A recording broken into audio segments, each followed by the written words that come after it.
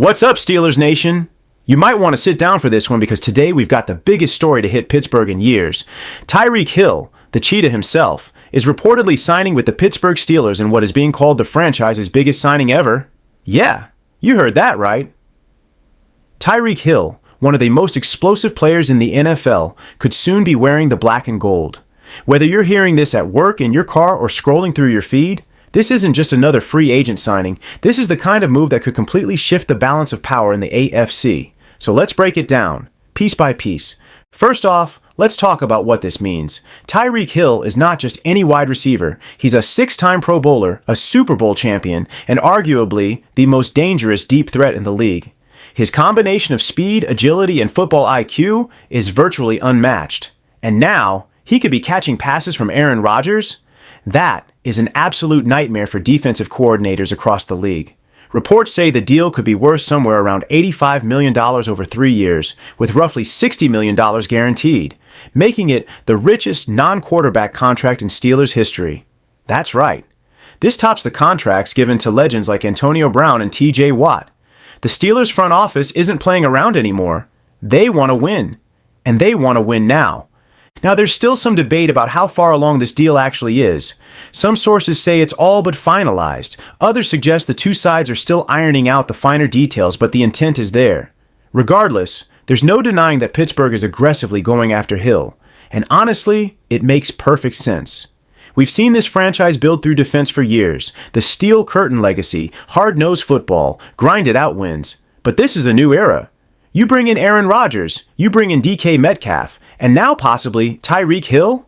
That's not just a talented offense. That's a full-blown offensive arsenal.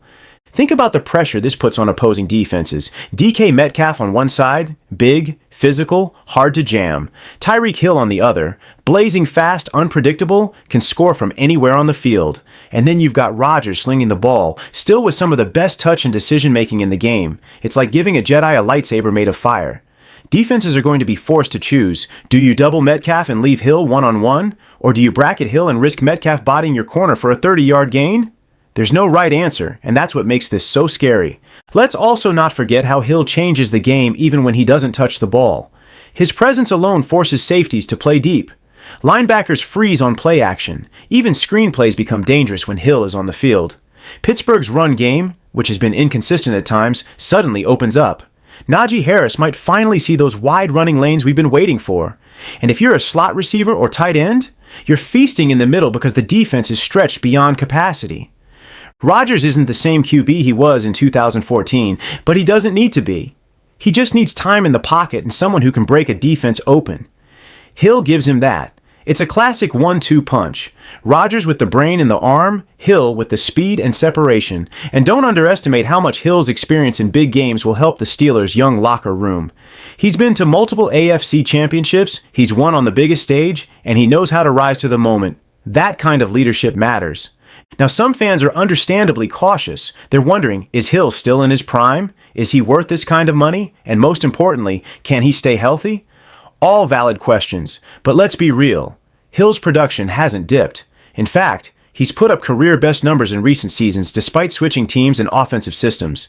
If anything, he's proving that he can adapt and still dominate. As for the money, yes, it's a lot. But that's the price of elite talent in today's NFL. If you want a game changer, you have to pay like it. And for the Steelers, this is a calculated risk. They've built up cap flexibility for a move like this. Remember, they let go of several veterans, restructured contracts, and stayed away from bloated deals in previous offseasons. This wasn't an impulse buy. This was part of a long-term plan.